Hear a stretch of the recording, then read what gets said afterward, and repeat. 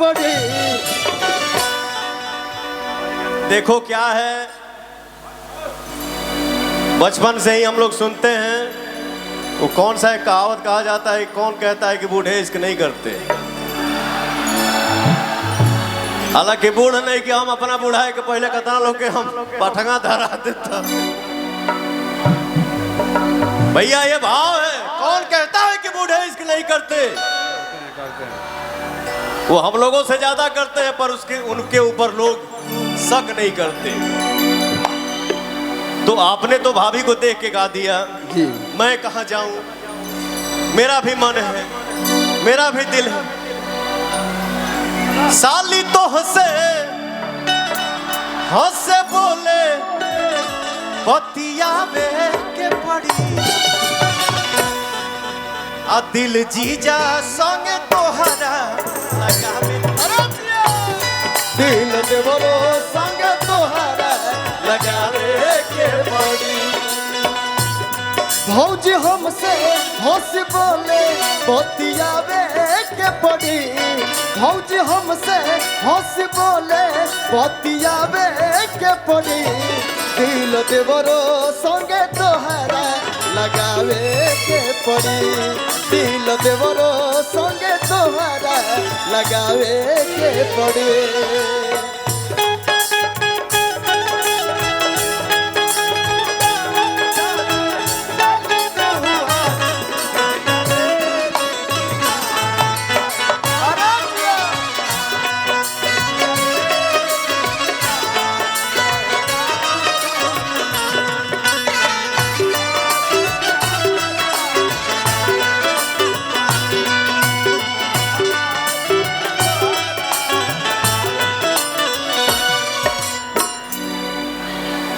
हर करब इंतजार यार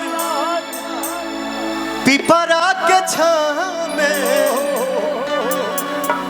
करब इंतजार यार पिपरा के छाँव में।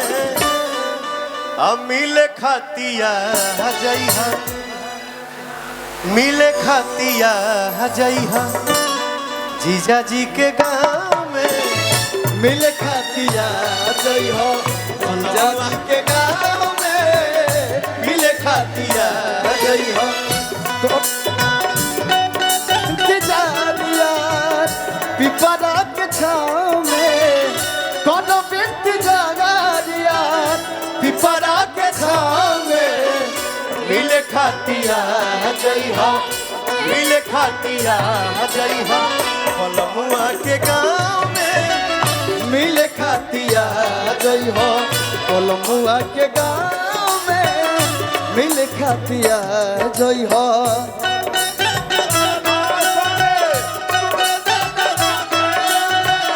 देर न लगइहो सजन हो। जल्दी बारात लेके अइहो सजन हो।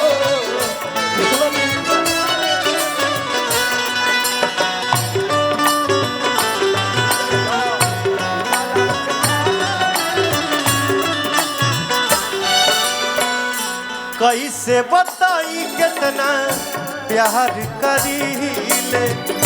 कैसे बताई कितना प्यार करीले। आज भी मोहब्बत तोहसे उतने करीले। आज भी मोहब्बत तुमसे उतने करीले।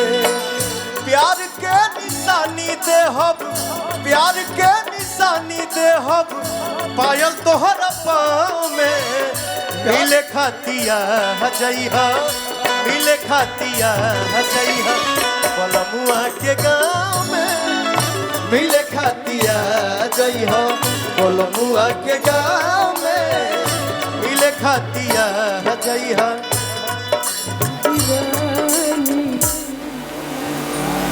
दीपक भाई देखिए क्या है, मंच पे एक आर्टिस्ट एक कलाकार दूसरे कलाकार से सिर्फ मजाक करता है, ताकि आप लोगों ने ही पवन सिंह को गायक बनाया और आप लोगों ने ही पवन सिंह को नायक बनाया। तो मेरा भी फर्ज बनता है कि कभी दुखी हो जाऊं, कभी हंस दूं, कभी हंसा दूं। तो मंच पे मैं आप लोगों से मजाक करता हूं, उसको दिल पे नहीं लेने का, ले भी लेंगे तो कोई दिक्कत नहीं है।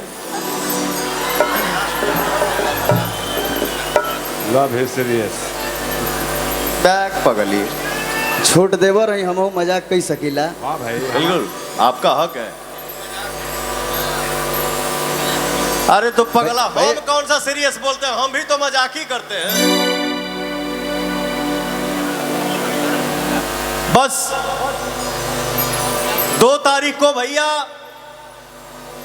हमारा ट्रेलर रिलीज होता। नवरात्रि के शुभ अवसर पे हमारी एक फिल्म आ रही है। आप सभी के दुआ, आप सभी के आशीर्वाद से, जिस फिल्म का नाम है हर हर गंगे। गंगा सफाई अभियान पे हमारी ये फिल्म है, स्वच्छता अभियान के ऊपर हमारी ये फिल्म है। तो मैं चाहूंगा कि हमारी जो फिल्म आ रही है हर हर गंगे, इसको आप लोग भर भर के अपना प्यार, दुलार और आशीर्वाद दीजिए। Thank you so much.